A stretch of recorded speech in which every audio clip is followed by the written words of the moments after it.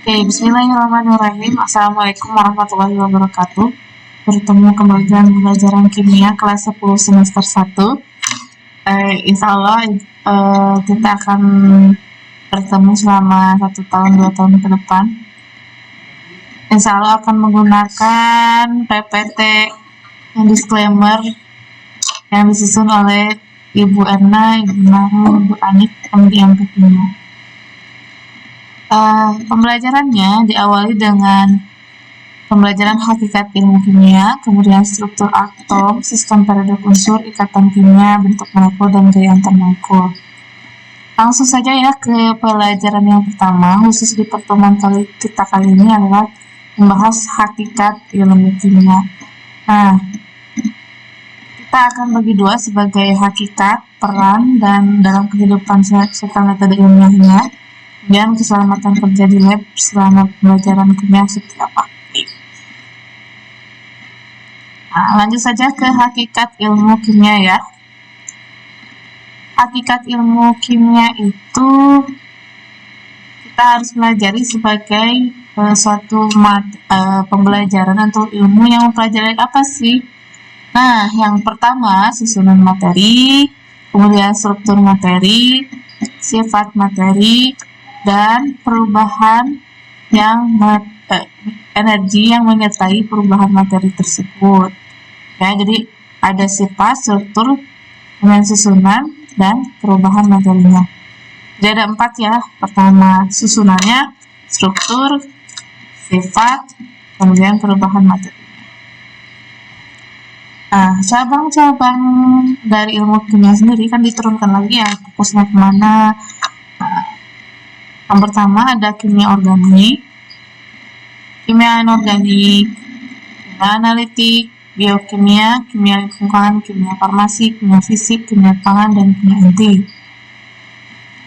Kajian kimia organik lebih ke senyawa-senyawa organik seperti alkohol, karbohidrat, dan bensin, dan protein, lemak, dan sebagainya itu termasuk dalam kimia organik yang sifatnya berasal dari makhluk hidup. Kemudian kimia anorganik mengkaji senyawa-senyawa anorganik, sifat dan pembuatannya, misalkan garam, mineral, senyawa logam, dan material. Kalau garam itu kalau kita sehari-hari yang sering kita lihat itu kalsium bikarbonat itu pengembang kue ya. Kemudian natrium klorida itu sebagai garam dapur. Terus apa lagi? Metana, salah, itu bukan kimia anorganik ya. Emas itu bagian dari anorganik. Logam ya, itu bagian dari logam. Kemudian contohnya lagi perak, raksa, dan sebagainya itu bagian dari kimia anorganik. Nah, kimia analitik mengkaji terkait analitis suatu materi berdasarkan kaidah kualitatif atau kuantitatif. Bukan kualitatif ya, tapi kuantitatif. Nah, harusnya kuantitatif. Cenderung berkaitan dengan pengembangan dan aplikasi peralatan analitik. Contohnya misalkan ketika kita mau menganalisis bahwa kandungan dalam makanan kita itu mengandung boraks atau enggak, itu menggunakan kimia analitik. Nah, atau misalkan kandungan vitamin dalam larutan cap kaki 3, nah itu menggunakan kimia analitik. Nah, kimia analitik ini ada 2 jenis, secara kualitatif dan kuantitatif. Kalau kualitatif mah kualitasnya saja, jadi kelihatannya teh ya udah misalkan oh iya ada vitamin di dalam larutan cap kaki 3. Nah, kalau kuantitatif itu lebih ke persentase vitaminnya ada berapa tuh dalam larutan cap kaki 3 itu. Nah, itu contoh dari kajian kimia analitik. Selanjutnya biokimia lebih ke mengkaji struktur senyawa kimia yang terdapat dalam makhluk hidup seperti karbohidrat, protein, lemak, vitamin, dan enzimnya. Misalkan kenapa sih kita mudah gemuk? Misalkan ketika makan karbohidrat terlalu banyak, ataukah protein yang membuat kita gemuk. Nah, itu biasanya biokimia yang kaji. Selanjutnya kimia lingkungan lebih ke pengatasan masalah-masalah lingkungan seperti pencemaran, limbah atau sampah, pengadaan air bersih, itu bagian dari kimia lingkungan. Ya. Kemudian kimia farmasi terkait obat-obatan. Kalau kimia fisik terkait energi yang menyertai reaksi kimianya seperti apa, sehingga mempengaruhi sifat fisika dan sifat kimia dari suatu senyawa. Kemudian kimia pangan lebih ke mengkaji kimianya terhadap penggunaan makanan, misalkan pengawetan makanan di dalam kemasan itu banyak menggunakan asam benzoat. Nah, itu maksudnya sebagai bagian dari kajian kimia pangan. Kalau kamu mau berkiprah di industri makanan, maka menggunakan kimia pangan. Kalau secara tradisional kan sistem pengawatan itu menggunakan garam atau menggunakan gula. Tapi kalau secara senyawanya, sintesisnya itu bisa menggunakan asam benzoat. Kalau kimia inti lebih ke zat-zat radioaktif yang biasanya digunakan di kedokteran, pertanian, hidrologi, terus kayak misalkan listrik, nuklir itu biasanya pembelajarannya itu melalui kimia inti. Nuklir yang ada di depan ITB itu Batam tuh, itu objek kajiannya kimia inti. Nah, terus ngapain sih kita mempelajari ilmu kimia? Nah, sebenarnya banyak manfaatnya ya dalam kehidupan sehari-hari. Sering kita melihat kalau orang-orang yang rider atau kendaraan bermotor menggunakan motor pakai apa tuh bahan bakarnya? Ya betul, bensin bahan bakarnya ya. Nah, khususnya di dalam bidang kedokteran, misalnya jelas tadi ada bagian farmasi, pembuatan obat-obatan. Pertanian itu pembuatan pupuk, pestisida, nah itu menggunakan zat kimia. Nah, pupuknya contohnya yang di dalam gambar ini, petrokimia Gresik, Indonesia. Pupuk amonium sulfat atau Ze, urea. Nah, amonium sulfat itu senyawa anorganik ya, sedangkan ureanya senyawa organik. Bidang geologi, penentuan unsur-unsur yang tergantung dalam bebatuan atau benda-benda alam. Nah, kita bisa memprediksikan bahwa batuan itu benar-benar lapisan tanahnya itu benar-benar batuan kah, atau bisa menjadi sumber minyak bumi. Nah, itu bisa dikaji di bidang geologi atau perminyakan. Kemudian bidang teknik sipil mempelajari kelebihan dan kekurangan satu material bangunan. Jelas ya, kalau kita membangun rumah ya strukturnya juga harus jelas bahan-bahan yang digunakan. Tidak semuanya menggunakan hanya tanah dan air saja, tapi ada kandungan lain seperti semen, apu, dan sebagainya. Itu bagian dari senyawa kimia yang bermanfaat di kehidupan sehari-hari. Bidang biologi, jelas ya tadi. Makhluk hidup itu kan ada banyak-banyak struktur senyawanya ya. Yang paling besar, yang paling kita bisa lihat adalah karbohidrat, protein, enzim, lemak, dan asam nukleat itu belum bisa kita lihat kecuali dalam mikroskop. DNA itu tersusun terdiri dari asam nukleat. Selanjutnya bidang hukum itu pemeriksaan sidik jari. Contohnya ya ini salah satu contoh doang. Pemeriksaan sidik jari itu menggunakan larutan perak nitrat. Nah, larutan perak nitrat ini dioleskan ke bagian yang kita ingin cek sidik jarinya, kemudian kita tempelkan, maka akan terlihat gambarnya, warnanya warna hitam dan sebagainya. Itu akibat dari larutan itu. Bidang mesin mempelajari sifat dan komposisi logam yang baik untuk pembuatan mesin. Nah, logam yang baik untuk pembuatan mesin apa sih? Banyak ya pembuatan mesin itu bisa menggunakan campuran antara besi dan aluminium menjadi perunggu, ataukah teflon bukan logam nih, plastik polimer. Nah, kalau logam itu lebih ke kayak misalnya pembuatan mesin-mesin yang terbentuk dari besi ya. Selanjutnya, peran ilmu kimia adalah menyelesaikan masalah global. Banyaklah kalau masalah global ini, salah satunya menemukan sumber energi alternatif seperti alkohol, pembuatan biogas, kemudian program penggunaan katalis konverter pada knalpot kendaraan, dan banyak lagi dalam proses makanan, fermentasi, itu bagian dari kimia.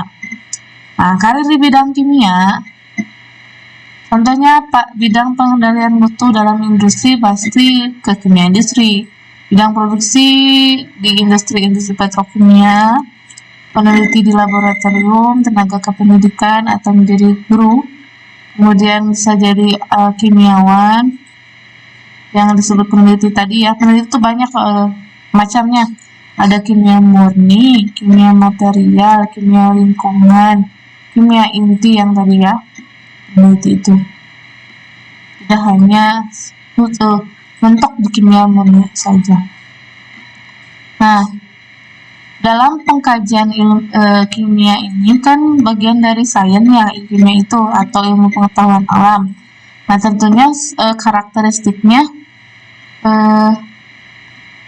harus menggunakan metode ilmiah dalam perolehan teori barunya atau hukum-hukum barunya. Nah, karakteristik metode ilmiah itu harus bersifat kritis analitis, logis, objektif, konseptual, dan empiris. Ya, jangan subjektif. Kamu bikin penelitian tapi menurut saya, itu harus dibuktikan dulu lewat eksperimen kayak gitu.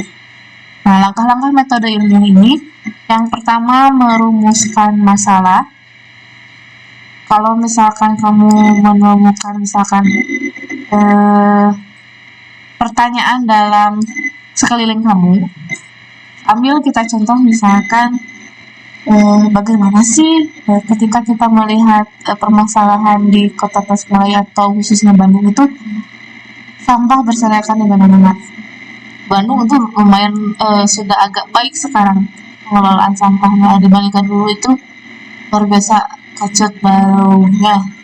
Nah, berarti kamu ada pertanyaan nih, bagaimana mengatasi pengelolaan sampah atau limbah di lingkungan kota Tasikmalaya atau Bandung misalkan. Nah, itu kan pertanyaan tuh, itu merumuskan masalah. Nah, itu artinya kamu mulai ingin melakukan sesuatu yang ilmiah. Yang pertama itu harus merumuskan dulu masalahnya, biasanya dalam bentuk bagaimana atau mengapa.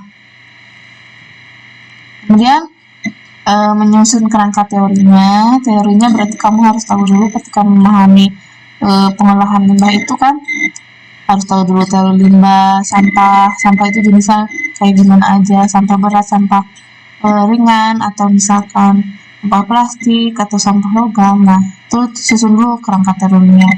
Terus merumuskan hipotesis itu adalah apa?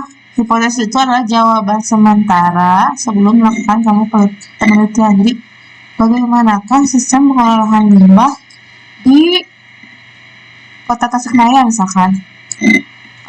Menurut hasil kajian teorinya, kamu bilang bahwa pengolahan sampah di Tasikmalaya tidak baik karena misalkan hanya dilakukan oleh pemerintah saja. Nah, itu jawaban sementara kamu.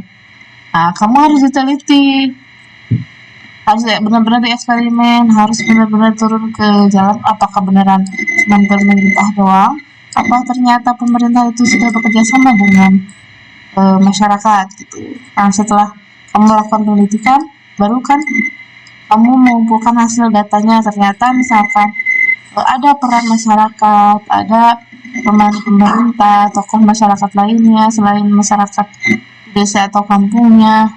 Nah, setelah itu kamu tarik ke simpulan. Ternyata simpulannya salah dugaan kamu yang sementara itu. Ternyata yang mengolah sampah itu seluruh aspek stakeholder di kehidupan Tasikmalaya ternyata berperan penting dalam pengelolaan sampah ini. Nah, hasilnya kamu publikasikan. Nah, publikasikannya harus dipresentasikan dulu, kemudian diuji kelayakannya, baru kamu publish dalam bentuk paper. Nah, itu terkait metode ilmiah kimia. Iya. Nah, ini dalam penyusunan laporan. Jadi dari judul penelitiannya seperti apa, kata mengantar, daftar isi, daftar, abstrak, daftar tabel, daftar gambar, daftar lanjutan, daftar isi, abstrak, bab 1 pendahuluan, bab 2 tinjauan pustaka, bab 3 metode penelitian, hasil dan pembahasan, kesimpulan saran, daftar pusaka, lampiran. Nah, itu bagian dari penyusunan laporannya. Nah, setelahnya kan kamu dalam penelitian itu kamu harus mengenal sebelum bereksperimen. Misalkan kamu mau lakukan eksperimen di lab, berarti kamu harus tahu kan ya alat labnya seperti apa. Nah, sebelum kamu ke lab, gunakan dulu lab safety-nya, atau misalkan safety pakaiannya atau APD-nya. Kalau di khusus di kimia itu cukup dengan Google Glass, yaitu baju labnya, sepatu. Nah, itu sebelum masuk. Alat-alat yang digunakan untuk kelas 10 semester 1, yang pertama ada tabung reaksi. Tabung reaksi ini khusus mereaksikan bahan kimia dan menyimpan larutan kimia dalam volume sedikit, tapi bukan fungsinya untuk mengukur ya, hanya menyampurkan atau menyimpan. Kemudian kalau glass beaker, nah di sini bisa menampung dan menyampur bahan kimia dengan volume tertentu sesuai dengan ukuran beaker glassnya. Ada yang 290 ml, 50 ml, 100 ml, 500 ml, ada 1000 ml. Itu sama dengan 1 liter ya. Kemudian pipet tetesnya, ada yang misalkan pipet tetes yang sederhana ini, ada yang pipet volumetrik. Kalau pipet volumetrik itu ada ukuran volumenya ya. Kalau di sini hanya sebagai pipet tetes untuk mengambil larutan saja dalam volume sedikit. Kemudian ada gelas ukur. Gelas ukur mengukur volume larutan sesuai dengan ukuran gelas ukurnya sampai maksimum di batas kapasitas gelas ukurnya. Kemudian lab ukur membuat larutan dengan konsentrasi tertentu. Kemudian pengaduk untuk mengaduk larutan ya yang akan kita campurkan. Selanjutnya rak tabung untuk menyimpan tabung reaksi. Pembakar spiritus sebagai alat pembakar. Sorong kaca sebagai alat untuk menopang saat memindahkan larutan ke wadah lain supaya tumpah. Ada Erlenmeyer menampung mencampur bahan larutan. Nah, biasanya kalau Erlenmeyer ini digunakan untuk menampung ketika ingin melakukan proses filtrasi. Nah, itu akan kalian pelajari di semester kelas 11. Nah, ini pencebit tabungnya, Bartal dan Alu. Nah, itu alat-alatnya masih banyak lagi. Silakan lebih jelasnya ada di modulnya, lebih banyaknya. Nah, Ibu terangkan yang hanya sering dilakukan di kelas 10 semester 1. Kemudian nah, di dalam bahan-bahan kimia suka ada simbol-simbol seperti ini. Kalau kamu misalkan sering ke rumah sakit atau ke alat-alat farmasi, atau ke contohnya Bratachem atau misalkan ke Sakura kalau di Bandung. Nah, ada bahan kimia yang tanda-tandanya seperti ini. Nah, kalau tandanya terkorak silang ini berarti toksik atau beracun. Contoh senyawanya adalah merkuri. Ini kan logam merkuri, gas klorin atau cyanida. Ini mengandung gas beracun.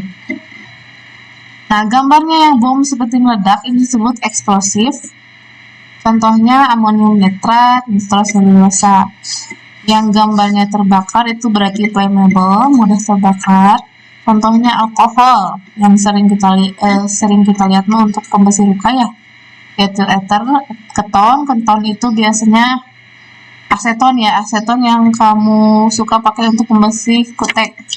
Nah, itu bagian dari keton. Kemudian radioaktif. Nah, hati-hati ya, keton itu jangan disimpan di sembarangan tempat seperti dekat dengan api, dia mudah terbakar. Nah, selanjutnya zat yang seperti ini radioaktif. Radioaktif ini jarang di lab-lab sekolah, nah karena ini digunakannya biasanya lab-lab universitas atau lab-lab LIPI gitu ya. Kemudian pengoksidasi, gambarnya beda ya sama yang mudah terbakar, oxidizing. Ini mah mudah teroksidasi. Kalium dikromat, hidrogen peroksida itu bagian dari yang mudah teroksidasi. Kemudian yang gambarnya ini, X, N itu hampur jika masuk melalui pernapasan, mulut, dan kontak kulit. Contohnya kloropom. Jadi suka agak menyengat gitu kalau di hidung kita. Selanjutnya, korosif. Korosif itu akan menimbulkan cekungan ke dalam tempat-tempat yang dia kena gitu ya korosifnya. Yang kasus Novel Baswedan itu sebenarnya korosif. Air keras itu langsung ke matanya, sifatnya korosif dan langsung seperti itu efeknya gitu ya. Apalagi ke tangan aja udah kayak gini di gambarnya juga, apalagi ini ke mata gitu ya. Dan kasusnya cuma divonis 1 tahun lagi, untuk parah. 2 tahun ternyata hasil vonisnya, tapi jaksa penuntut hanya 1 tahun. Nah itu bahayanya ya, jangan sampai kita memainkan hal-hal ini untuk membahayakan orang lain. Kemudian yang tanda X lagi adalah menyebabkan iritasi, amonia, belerang dioksida contohnya. Kemudian yang gambarnya ada ikan yang seperti mati itu contohnya membahayakan lingkungan. Contohnya perak nitat atau raksa 2 korida. Kalau di lab-lab sekolah itu ini jarang digunakan karena memang ya berbahaya gitu ya bagi lingkungan. Nah, ada beberapa penanganan ketika kita membuang sampah atau limbahnya ketika kita di lab ya. Ada jenisnya, senyawa itu ada yang fine chemical, berarti dia hanya dapat dibuang ke seluruh pembuangan atau tempat sampah jika tidak bereaksi dengan air atau tidak eksplosif, tidak bersifat radioaktif, tidak beracun dan komposisinya diketahui jelas. Terus larutannya bersifat basa. Nah, sebelum dibuang kalau larutan basa ini harus dinetralkan dengan larutan asam atau dicampurkannya larutan asam sama dinetralkannya oleh basa. Pelarut yang dapat langsung dibuang di saluran pembuangan adalah pelarut yang tidak mengandung halogen. Kemudian bahan mengandung merkuri tidak boleh sembarangan dibuang. Ini harus ekstra hati-hati karena logam merkuri ini bisa menimbulkan kanker. Bahan radioaktif, sampah radioaktif itu memerlukan penanganan khusus. Nah, jadi jangan sembarangan. Jadi tidak ada di lab sekolah itu ya. Air pembilasnya harus bebas merkuri. Cyanida, amoniak, minyak, lemak, bahan beracun, dan bahan berbahaya lainnya sebelum dibuang ke saluran pembuangan ya, gitu. Nah, jika kamu misalkan di lab tiba-tiba terjadi kebakaran, jika nyalanya apinya kecil, biasanya kalau di lab-lab yang standar itu di atasnya tuh suka ada shower gitu, jadi ketika ada asap tuh langsung air keluar. Jika lakukan maka kamu kalau nyala apinya kecil, nah bisa melakukan dengan alat pemadam api ringan atau yang warna merah itu yang sering ada di lab ya. Kemudian matikan sumber listriknya. Kemudian lokalisasi api supaya tidak merambat ke arah bahan mudah terbakar lainnya, berarti pindahkan. Jika api mulai membesar, jangan mencoba untuk memadamkan api dengan apa. Harus segera melakukan kalau pencet 911, kalau di luar negeri itu pencet 911, kalau di Indonesia apa ya? 119 kalau di Indonesia. Bersikaplah tenang dalam menangani kebakaran dan mengambil tindakan yang membahayakan diri sendiri maupun orang lain. Nah itu ya. Nah untuk petunjuk dan larangan silahkan dibuka di modulnya sendiri. Nah karena ini waktunya sudah habis ya, sudah lebih dari 30 menit. Maka kita tutup dulu PPT untuk hari ini dengan ucapan alhamdulillah. Alhamdulillahirabbil alamin.